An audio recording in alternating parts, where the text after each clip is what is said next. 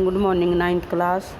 आज हम हिस्ट्री का सेकंड लेसन करने जा रहे हैं जिसका नाम है यूरोप में समाजवाद एवं रूसी क्रांति।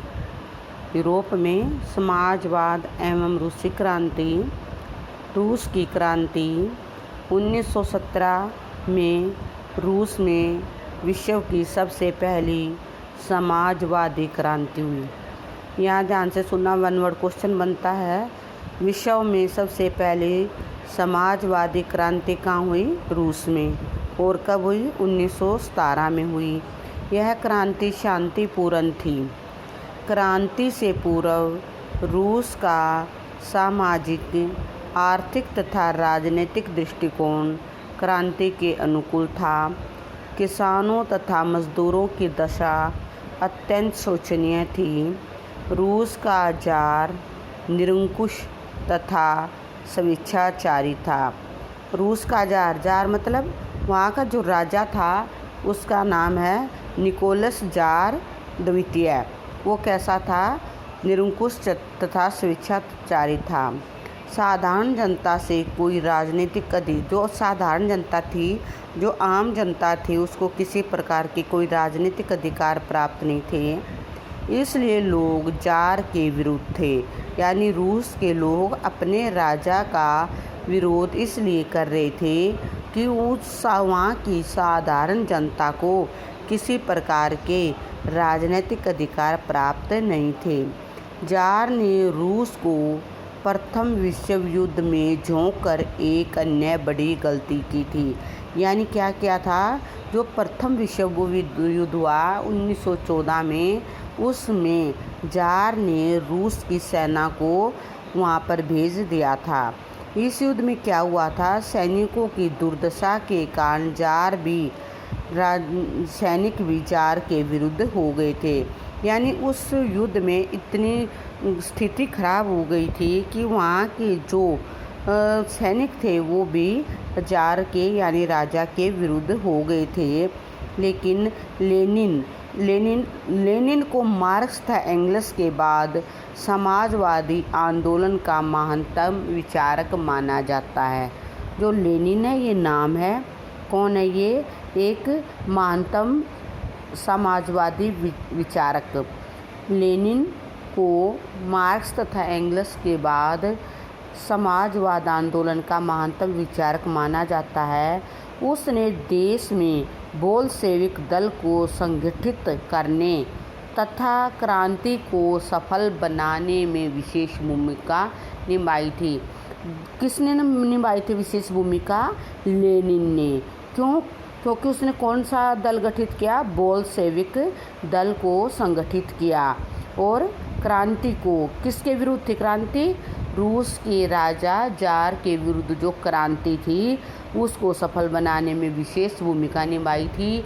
और वो क्यों थी क्रांति? क्योंकि साधारण जनता को कोई राजनीतिक अधिकार प्राप्त नहीं था।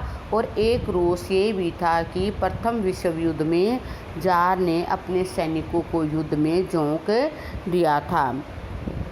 1905 की क्रांति, यानी इसका 1917 की क्रांति का लिंक 1905 में जार को याचिका देने के लिए जा रहे मजदूरों के समूह पर गोली चला दी गई थी। यानी 1905 की घटना भी 1917 की क्रांति के साथ जुड़ी हुई है। जो मजदूर वर्ग था वो जार को एक याचिका देने के लिए जा रहा था, जो उस समूह पर क्या किया था? गोली चला दी गई थी। इस घटना ने क्रांति का रूप धारण कर लिया था। यानी कोई भी जब बड़ी क्रांति घटती है उसके पीछे छोटी छोटी घटनाओं के कारण होते हैं, और वो छोटी छोटी घटनाएं एक क्रांति का रूप ले लेती है। जैसे 1905 का उदाहरण हमारे सामने आया था। जो मजदूरों का समूह था वो जार को क्या देने गया था? एक याचिका देने के लिए गया था, लेकिन उस पर गोलियां चलवा दी गई थी। इस घटना ने क्रांति का रूप धारण कर लिया, यानी 1905 की घटना धीरे धीरे 1917 की घटना के रूप में एक अहम भूमिका निभाई। इस क्रांति के दौरान संगठन का एक नया रूप विकसित हुआ। यह था सोवियत या मजदूरों के प्रतिनिधियों की परिषद। एक क्या बन गई थी? एक परिषद बन गई थी। उसमें किसके थे? मजदूरों की। कौन थे? सोवियत प्रतिनिधि मजदूरों की एक परिषद थी। 1905 में इस क्रांति ने, यानी 1905 की इस क्रांति ने 1917 की क्रांति की भूमिका तैयार की थी। क्या था? 1905 से ऐसी घटनाएं शुरू हो गई थी जो धीरे धीरे उग्र रूप लेते और 1917 की क्रांति में अहम भूमिका निभाई। क्रांति का जो आरंभ था, रूसी क्रांति का विस्फोट स्त्रियों के प्रदर्शन के कारण हुआ। उसके बाद मजदूरों की एक आम हड़ताल हुई, यानी हर एक वर्ग ने इस क्रांति में भाग लेना शुरू कर दिया, यानी औरतों ने भी बढ़ चढ़कर भाग लिया, उन्होंने भी प्रदर्शन किया। और उसके बाद क्या हुई? एक भूमिका तैयार की, वो एक आम हड़ताल हुई। 15 मार्च 1917 को जार द्वारा राज सिंहासन त्यागने के बाद रूस में प्रथम अस्थायी सरकार की स्थापना हुई। प्रथम अस्थायी सरकार की स्थापना रूस में 15 मार्च 1917 को हुई। कब? जब जार के द्वारा सिंहासन को छोड़ दिया गया। उसमें क्या हुई थी? अस्थायी सरकार की स्थापना हुई थी। रूसी पंचांग के अनुसार इसे फरवरी क्रांति कहते हैं।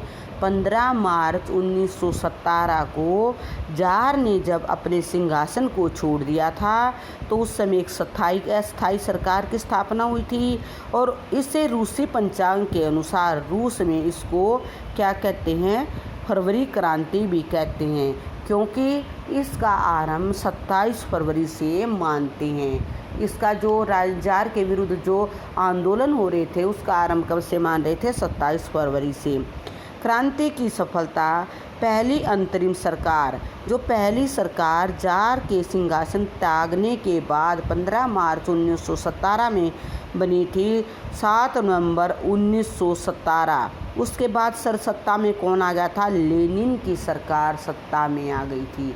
किसकी सरकार आ गई थी? लेनिन की। कब आई?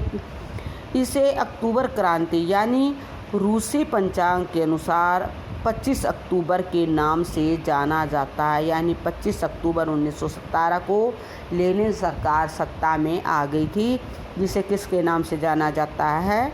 अक्टूबर क्रांति के नाम से जाना जाता है। ये कुछ मेन पॉइंट थे लेसन सेकंड के, इनको ध्यान से सुनना। इसके बाद हम पूरे लेसन को आगे बढ़ाएंगे। ओके।